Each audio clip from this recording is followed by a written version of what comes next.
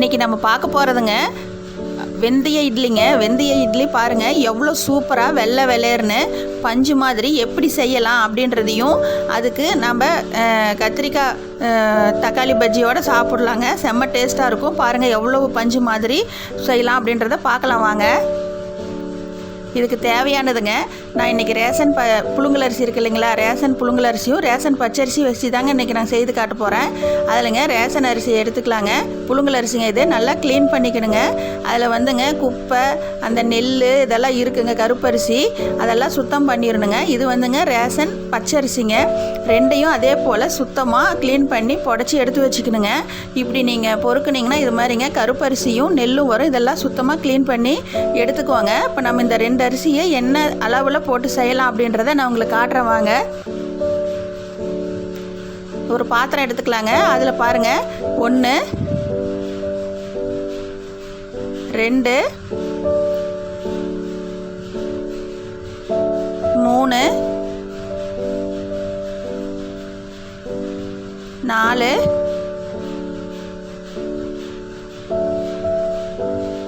5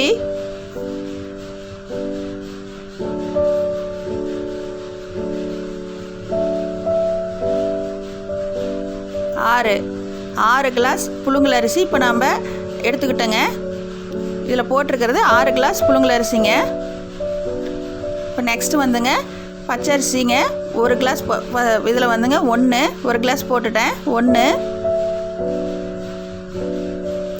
2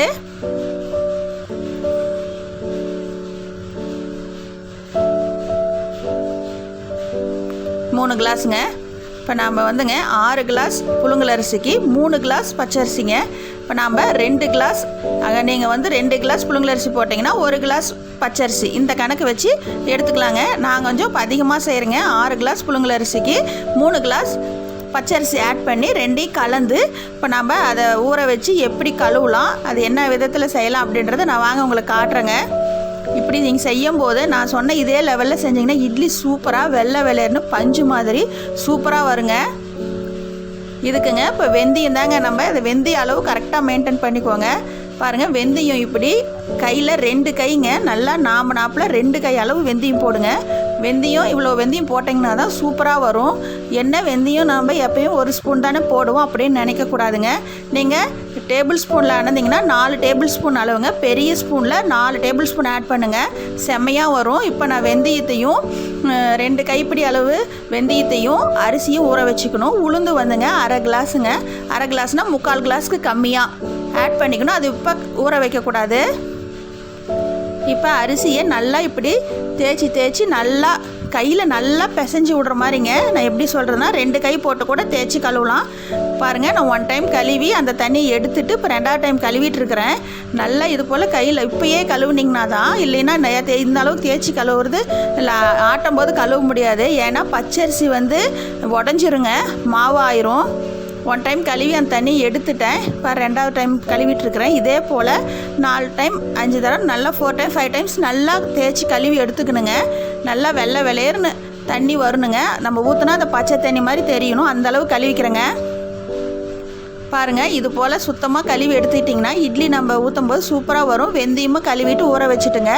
நல்லா இது வந்துங்க 5 மணி நேரத்துலேருந்து 8 மணி நேரம் ஊறணும். உளுந்து அப்புறம் நம்ம ஆட்டுறக்கு 1/2 hour முன்னாடி இல்லைன்னா 1 hour முன்னாடி ஊற வச்சுக்கலாங்க. பாருங்கள் அரிசி ஊறிடுச்சு.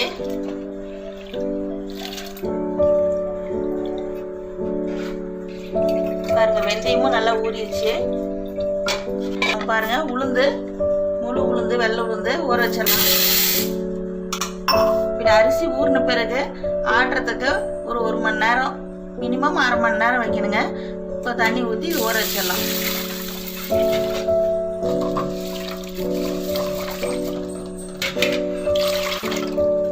நல்லா ஊறட்டுங்க. நல்லா ஊறட்டுங்க. ஒரு 1/2 மணி நேரம் கழிச்சு ஆட்டும் போது பார்க்கலாம். எப்போ மாவு ஆட்டும் போதும் கிரைண்டரை ஃபஸ்ட்டு எடுத்தோன்னே கழுவிடுங்க. எப்பயுமே எந்த பூச்சி எதாக இருந்தாலும் அது நல்லதுங்க. எப்பயுமே அது ஒரு நல்ல பழக்கத்தை ஏற்படுத்திக்கோங்க. ஃபஸ்ட்டு எடுத்தோன்னே வெந்தயம் தாங்க போடணும். வெந்தயம் போட்டுடலாம். வெந்தயம் போட்டு ஒரு 10 நிமிஷம் ஆட்டி எடுத்த பிறகு ஆட்டிட்டு வெந்தயம் மஞ்ச பிறகு நம்ம வந்து உளுந்து போட போகிறோங்க.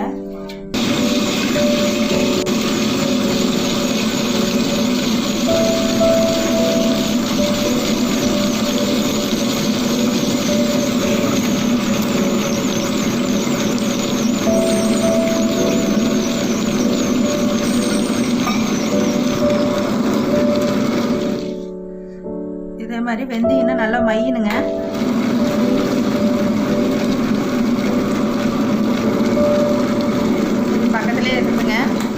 பக்கத்துலேயே இருந்து ஒன்றா அப்படி கையில் தள்ளி விட்டாலும் சரிங்க. எனக்கு வந்து கிரைண்டர் அனுபவம் இருக்குது. உங்களுக்கு வந்து இல்லைன்னா அதுக்குன்னே கொடுத்துருக்குற அந்த கட்டையில் வச்சு தள்ளி விட்டுக்கலாங்க. பக்கத்தில் இருந்து வெந்தயம் தள்ளி அங்கங்கே முழுசாக இருந்தால் இட்லி நாளைக்கு சாப்பிடும்போது நல்லா இருக்காது.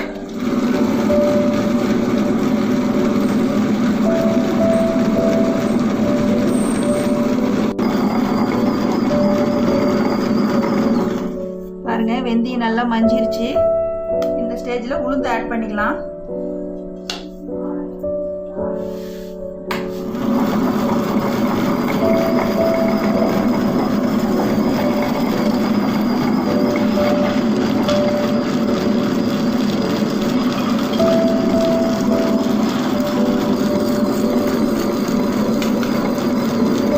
இப்போ நான் உளுந்து எல்லாமே போட்டுட்டேன். இப்போ லைட்டாக பக்கத்தில் இருந்து தண்ணி தெளித்து ஆட்டிக்கலாங்க. அதிகமாக தண்ணி ஊற்றிடக்கூடாது. ஒரே டைமாக ஒரு 20 நிமிஷம் ஆட்டி எடுத்தால் போதுங்க.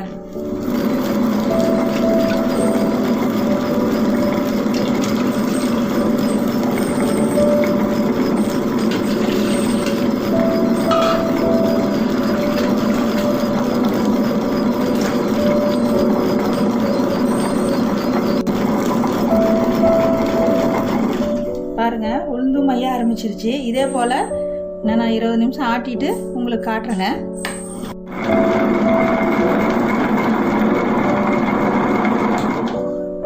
பாருங்க மாவு நல்லா மஞ்சிருச்சு. நீங்கள் நினச்சிருந்துக்கலாம் என்னடா உளுந்து வந்து 3/4 கிளாஸ் தானே போடுறாங்க.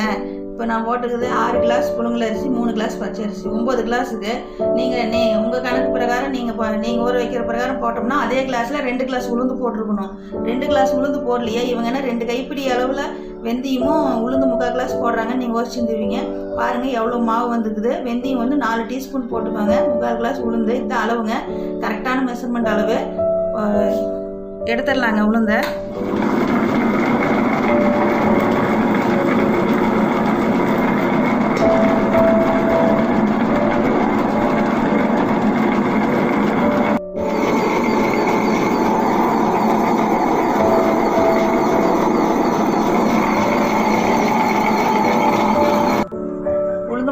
ஆட்டி எடுத்தாச்சு.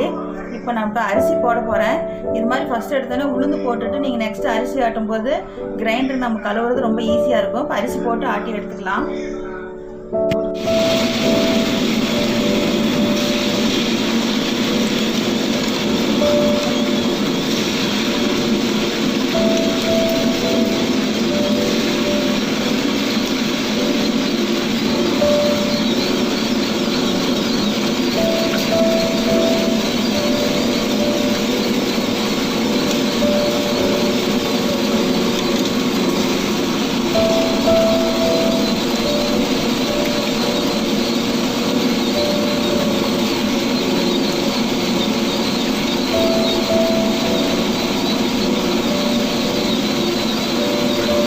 எனது வந்துங்க 2 கிலோ கிரைண்டரு. அதனால் எல்லா அரிசியும் போட்டாச்சுங்க. இப்போ பக்கத்தில் இருந்தால் கொஞ்சம் கொஞ்சமாக தண்ணி தெளித்து ஆட்டிக்கணுங்க. தண்ணி எடுத்தோன்னே அதிகமாக ஊற்றிடாதீங்க. இப்போ வந்துங்க எடுக்கும்போது என்ன பதத்தில் வேணும் அப்படின்றத அந்த பதம் காட்டுறேங்க.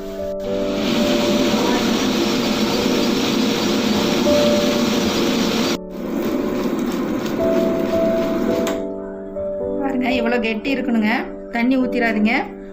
இப்படி இருந்தால் ரொம்ப நைஸாகவும் இருக்கக்கூடாது, ரொம்பவும் இதாகவும் இருக்கும். இந்த ஸ்டேஜில் இப்படி எடுத்துக்கலாங்க. அவ்வளோதான், ஆட்டியாச்சு.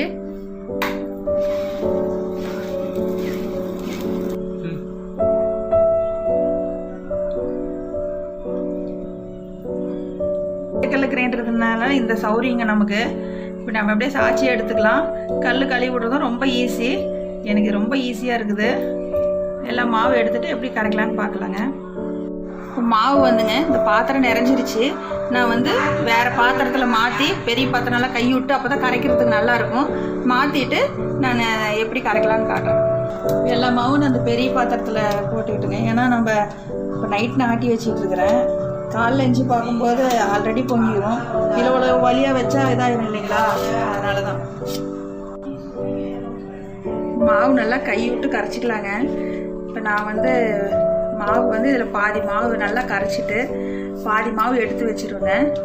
நாளைக்கு சுடுற மாவு மட்டும் இப்போ நைட்டில் கொஞ்சம் உப்பு போட்டு அதை எடுத்து வச்சுக்கலாம். மாவு நல்லா இப்படி பாருங்கள், இதே அந்த மாவு சம்பளத்துலேயே நம்ம வச்சுருந்தோம்னா அப்படி கை விட்டு கரைக்க முடியாதுங்க. இதில் பாருங்கள் நல்லா கரைக்கலாம். அப்போ தான் நம்ம ஆட்டின உளுந்து அரிசி எல்லாம் நல்லா கலந்து வரும். இது வந்துங்க இப்போ வெந்தயம் வந்து நம்ம உளுந்து கம்மியாகவும் வெந்தயம் அதிகமாக போட்டுக்கிறதுனால சுகர் பேஷண்ட்டாக இருந்தால் கூட சரிங்க, அவங்களும் இது இட்லி நல்லா சாப்பிட்லாம், ஒன்றும் எந்த பிரச்சனையும் இல்லை. இப்போ ஒவ்வொருத்தருக்கு வெயில் சேராமல் சீதக்கடுப்பு மாதிரி வயிற்று வலிச்சு பாத்ரூம் போயிட்டுருப்பாங்க. அந்த மாதிரி பிரச்சனை சீதக்கடுப்பு அப்படின்னு சொல்லுவாங்க இல்லைங்க, அந்த ரத்த கடுப்பு இப்படி பிடிச்சிருக்கிறவங்க கூட இந்த மாதிரி இட்லி செஞ்சு காரம் இல்லாமல் சட்னி செஞ்சு சாப்பிட்டாங்கன்னா அவங்களுக்கு வந்து எந்த தொந்தரவும் வராதுங்க. வெந்தயம் அதிகமாக போட்டு செஞ்சதுனால கசப்பு இருக்குன்னு நினைக்காதீங்க. நீங்கள் இது மாதிரி ஒரு டைம் ட்ரை பண்ணி பாருங்கள், செம்மையாக இருக்கும். இப்போ ரேஷன் அரிசியில் இவ்வளோ நல்லா வருதா அப்படின்னு நீங்கள் அப்போ தான் தெரியும்.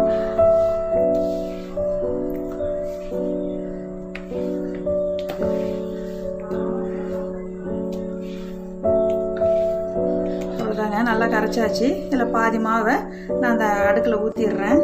மீதி மட்டும் உப்பு போட்டுக்கலாம். அரை பாத்திரத்துக்கு மட்டும் எடுத்துக்கிறேங்க, போதும். இதுக்கு கல்லுப்பு போட்டு கரைச்சி வச்சுக்கிறேங்க, போதுங்க. உப்பு போட்டு நல்லா கரைச்சி வச்சிடலாங்க. இதுதாங்க நாளைக்கு நான் இட்லி இந்த மாவில் தான் காலையில் நான் இட்லி சுட போகிறேன். அதில் உப்பு போடாதது அப்படியே இருக்கட்டுங்க, நம்ம சுடும்போது போட்டுக்கலாம். ஏன்னா இதில் நம்ம வெறும் ரேஷன் அரிசி மட்டும் போட்டிருக்கனால உப்பு போட்டு எல்லாம் கலந்து வச்சிட்டோம்னா கொஞ்சம் இதாக இருக்குங்க. இது மட்டும் டக்குன்னு காலையில் எழுந்தோடனே சுடுறதுக்கு உப்பு போட்டிருந்தா நல்லா புளிச்சிருக்கும், நல்லா மாவு நல்லா பொங்கி வரும். அதான் நல்லா கலந்தாச்சுங்க. இது உப்பு போடாது, மூடி வச்சிடலாம். இது உப்பு போட்டது மூடி வச்சிடலாம். காலையில் இட்லி ஊற்றும் போது எப்படி இருக்குன்னு பார்க்கலாங்க. சூப்பராக நமக்கு ரேஷன் அரிசியில் மாவு எவ்வளோ நல்லா கிடச்சிருக்குது. இப்போ நம்ம இதை வந்து நான் அடுத்துக்கு மாற்றிக்கிறேங்க. இது உப்பு போட்டு கரைச்சோம் இல்லைங்களா, அந்த மாவு நான் இட்லி பாத்திரத்தில் கரைச்சி வச்சுருந்தேன். இப்போ அதை எடுத்துகிட்டு நான் இட்லி ஊற்ற போகிறேன். அடுப்பத்தை வச்சாச்சுங்க. இட்லி பாத்திரம் வச்சு தண்ணி ஊற்றிட்டேன். தண்ணி நல்லா கொதிக்கணுங்க. கொதிச்ச பிறகு நம்ம இட்லி ஊற்றினாதான் இட்லி நல்லா சூப்பராக வரும். தண்ணி நல்லா கொதி வந்துருச்சுங்க. இட்லி ஊற்றிடலாம். இட்லி தட்டு ஃபஸ்ட்டு வச்சிடணும்.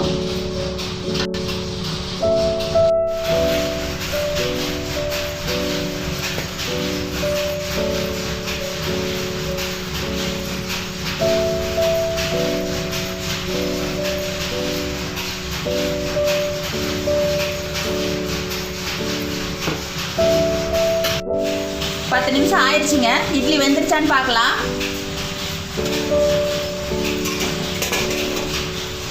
பாருங்க எவ்வளோ சூப்பராக வந்துக்குது. நல்லா வெந்துருச்சு, ஒட்டவே இல்லை. எடுத்துடலாங்க.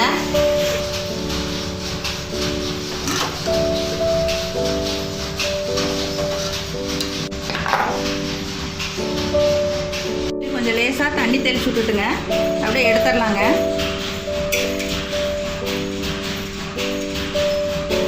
பாருங்க எவ்வளோ சூப்பராக வந்துக்குது. நீங்களே சொன்னீங்கன்னா தாங்க தெரியும் ரேஷன் அரிசியில் நம்ம சுட்டோம் அப்படிங்கிறது. பாருங்கள் சூப்பராக இருக்குதுங்க.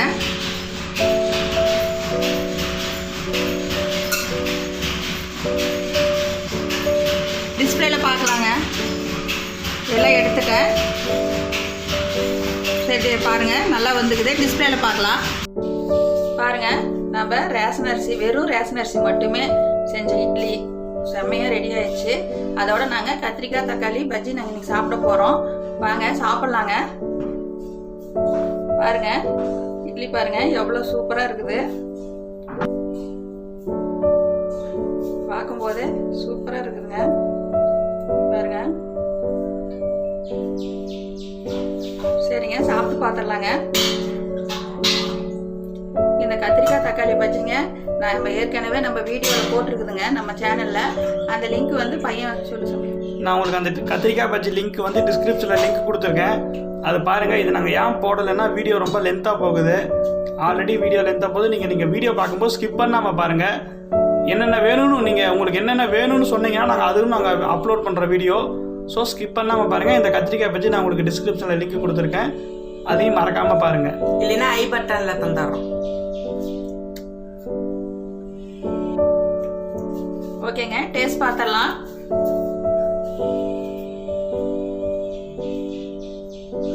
பாருங்க, செம்மையா இருக்குது. சாப்பிடலாங்க. சூப்பராக இருக்குதுங்க. நீங்களும் இதே போல் ட்ரை பண்ணி பார்த்துட்டு எப்படி இருக்குது அப்படின்றத எங்களுக்கு கமெண்ட்டில் சொல்லுங்கள். செம்ம டேஸ்ட்டாக இருக்குதுங்க. நம்ம வந்துங்க தக்காளி போட்டிருக்கிறோங்க இதுக்கு, அதனால் கொஞ்சமாக புளி போட்டிருப்பேன்.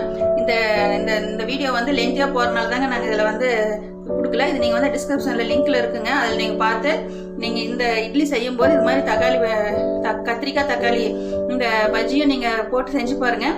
இது வந்துங்க சாப்பாடு, இட்லி, தோசை, சப்பாத்தி எல்லாத்துக்கும் செம்ம டேஸ்ட்டாக இருக்குங்க. ஓகேங்க, நம்ம சேனலில் இதே போல் மேலும் மேலும் சப்போர்ட் பண்ணுங்கள். ஓகே, பாய். நெக்ஸ்ட் வீடியோவில் பார்க்கலாம்.